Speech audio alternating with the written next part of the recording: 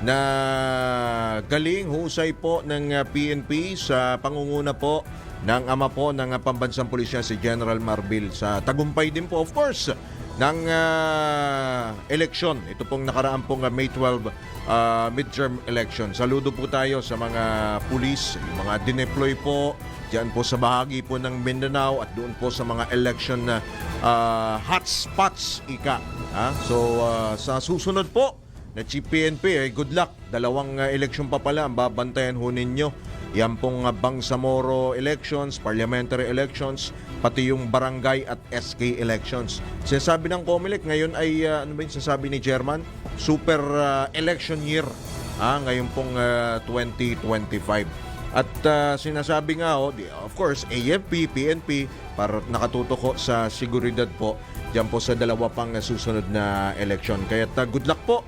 Good luck po sa ating pong pambansang pulisya.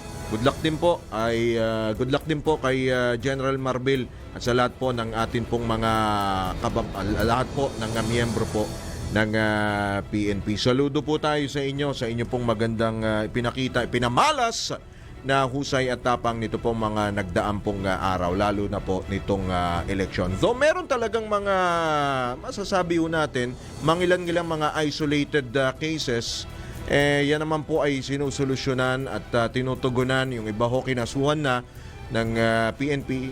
Hindi na natin banggitin dahil yung iba wala na, diba? Napolcom.